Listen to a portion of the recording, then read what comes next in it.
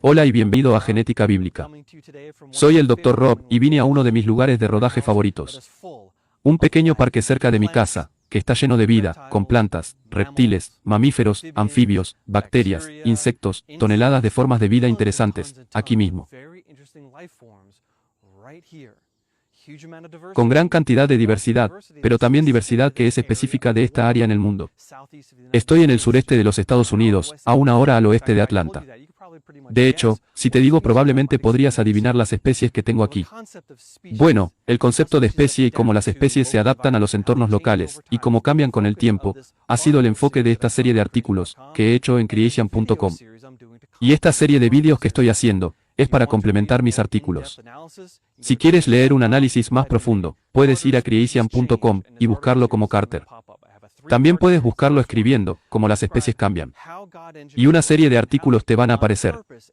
Tengo una serie de 3 partes, la primera donde describo cómo Dios diseñó la vida, y cómo Él, a propósito, diseñó la vida para adaptarse y cambiar a nuevas circunstancias a lo largo del tiempo. De hecho, la capacidad de la vida a adaptarse, es parte de la brillantez creada por Dios. Y en la segunda parte discuto, sobre cómo se formaron en las especies, los límites potenciales de cambio de cada clase creada individual. Y básicamente dije, que mientras tú tengas información cargada por adelantado, y tengas la capacidad de reorganizarla, estás bien. Pero si tienes que superar una gigantesca barrera física o tecnológica, tienes que inventar una nueva vía metabólica o algo de esa naturaleza. Ese es un puente demasiado largo. Ahí es donde la creación y la evolución se diferencian.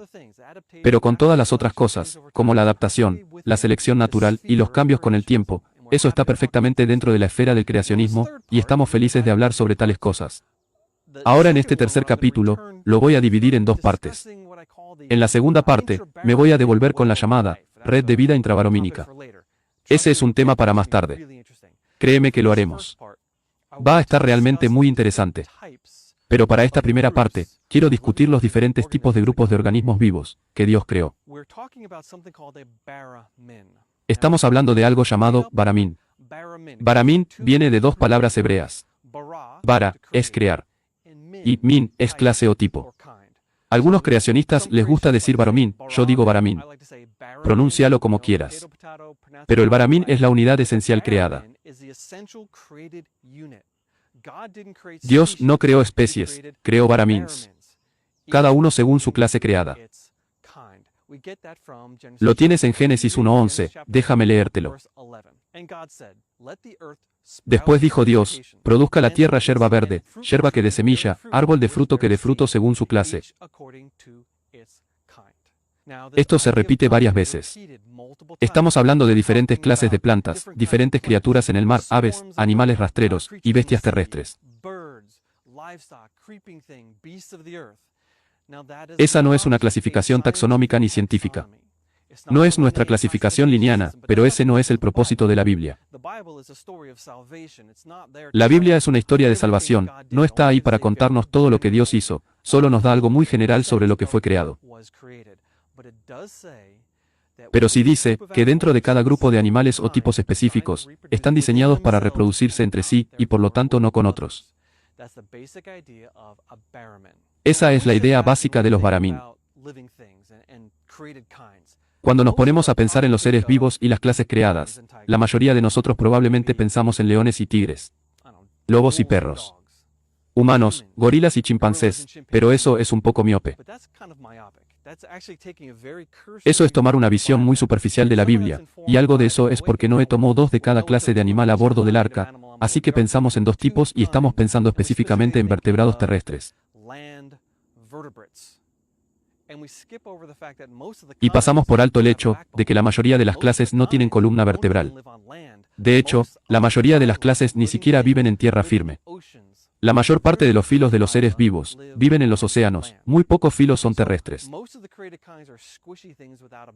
La mayoría de las clases creadas son blandas, o sin una columna vertebral, como las bacterias, las protistas unicelulares. Tal vez las medusas, esponjas. Los peces que sí tienen columna vertebral, pero entre menos complejos sean los seres vivos, mayor diversidad habrá. Cuando hablamos de los Baramin y las clases creadas, de los que estamos hablando es, de algunos asombrosos y enormemente complejos grupos de organismos. No solo gatos, o caballos, o camellos.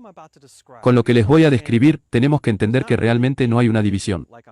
Te voy a dar un esquema de clasificación, para describir los diferentes tipos de organismos vivos, pero realmente no existe. Lo que voy a hacer es que voy a tomar ejemplos extremos y darte algunos puntos, para que te detengas para que podamos conceptualizar mejor de lo que estamos hablando. Así que voy a dividir las diferentes clases creadas, en 4 diferentes categorías y algunas subcategorías. La primera clase creada es el hombre. Separé a los humanos de todos los demás, y hay una razón para eso. No solo creo que los humanos no son descendientes de los monos, pero no viene al caso. Los humanos somos la única clase, que sabe específicamente que Dios creó solo a 2 individuos. Eso es todo. No nos dicen cuántos elefantes creó. No se nos dice cuántos grillos creó. No nos dicen cuántos E. coli creó, me imagino billones de ellos. No lo sé. Pero sabemos que hubo 2 humanos. Por lo tanto, la cantidad de diversidad genética dentro de los humanos modernos es limitado por Adán y Eva. Como lo mencioné en episodios anteriores y en algunos estudios que he publicado, hay mucha diversidad genética que puedes poner en 2 organismos. Así que si tenemos a Adán y Eva, Dios podría poner un montón de heterocigosidad en el genoma de Adán. Si Eva fue un clon de Adán, hay un montón de heterocigosidad allí, o Eva podría tener su propio genoma, o Dios podría haber preprogramado en sus células reproductoras un genoma diferente en cada célula, por lo que la cantidad de diversidad genética en los seres humanos hoy está controlado por la cantidad de niños que Adán y Eva tuvieron. Ahora, eso es mucha diversidad genética potencial, pero todavía está limitado por la biología. Así que ese es un Brahmin tipo 1. Un Brahmin tipo 2 es algo que tiene poca diversidad. Tal vez, los armadillos no tenían mucha diversidad cuando fueron creados. O quizás los ornitorrincos, o incluso los equidna, los osos hormigueros espinosos. Cuando miras un ornitorrinco, es una especie única, y único género. Reino, filo, clase, orden, familia, y la única familia dentro de su tipo. Lo mismo los equidnas, están solos. No hay nada más en el registro fósil que sea mitad ornitorrinco. Los ornitorrincos en el registro fósil pueden ser más grandes que los modernos ornitorrincos. Bien, pero son muy similares a los ornitorrincos, como si no tuvieran mucha diversidad genética al principio. Interesante. Pero no estamos limitados a que Dios haya creado solo a 2, podría haber creado millones de ornitorrincos. Podría haber creado millones de un tipo particular de araña que casi no tiene diversidad genética, pero podría tener un gran tamaño de población. Voy a dividir el Brahmin número 2 en 2 subgrupos. El A es para pocos individuos. Y el B es para muchos individuos. No tengo forma estadística de separarlos todavía. Pero tal vez si aplicamos algunas pruebas estadísticas y decimos, bien, el número es 0.5. Si tenemos 0.4 eso es poca diversidad genética. Si es 0.6 tiene mucha diversidad genética. Y tal vez tengamos una línea divisoria estadística, quizás eso sea para las generaciones futuras de creacionistas. Es un muy interesante concepto, tal vez alguien pueda desarrollarlo. Pero pasemos al Brahmin número 3. Estos son organismos creados con mucha diversidad genética. Cuando imagino el mundo me lo imagino con rebosante vida. Lo imagino con una increíble variedad de diversidad genética.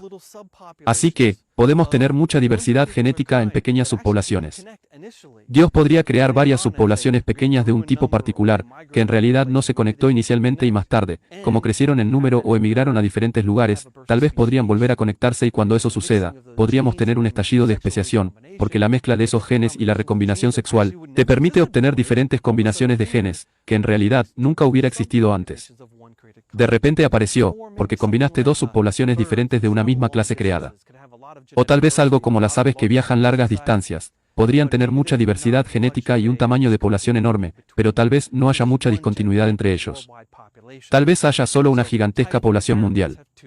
Así que el Brahmin número 2 tiene 2 diferentes posibilidades. Pequeños subgrupos independientes creados, o con grandes poblaciones.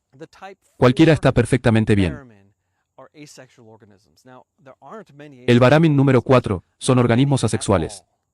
Ahora, no hay muchos organismos asexuales en absoluto. Hay algunos organismos que se han vuelto asexuales, hay ejemplos en los reptiles, peces y crustáceos. Especies en que solo hay hembras y se reproducen partenogénicamente. Bien, eso es realmente interesante.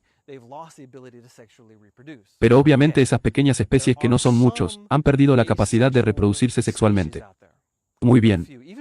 Hay algunas especies asexuales por ahí, pero son pocas. Incluso las bacterias intercambian ADN con otras. Las bacterias no son puramente asexuales. Pero si hubiera una especie asexual, cada individuo sería su propia clase creada, porque simplemente reproduciría más de ese individuo. Por lo que una especie asexual es extremadamente limitada en cuanto a la diversidad genética. Pero no está limitado en su número, podría haber muchos de ellos. Así que esos son las 4 diferentes clases creadas. Creo que es un concepto fascinante. Estoy tratando de escribir y hablar sobre esto y ampliar la comprensión creacionista y la apreciación por la asombrosa diversidad que Dios hizo. La biología no es trivial, pero seguro es divertida. Espero que aprecies todo el trabajo que estamos haciendo aquí en Genética Bíblica. Esto en realidad demanda mucho trabajo y mucha cabeza para crear cada uno de estos episodios. Creo que estoy mejorando, creo que mi cinematografía está mejorando. Mejor salgo de aquí, porque el sol se está poniendo y está a punto de oscurecer.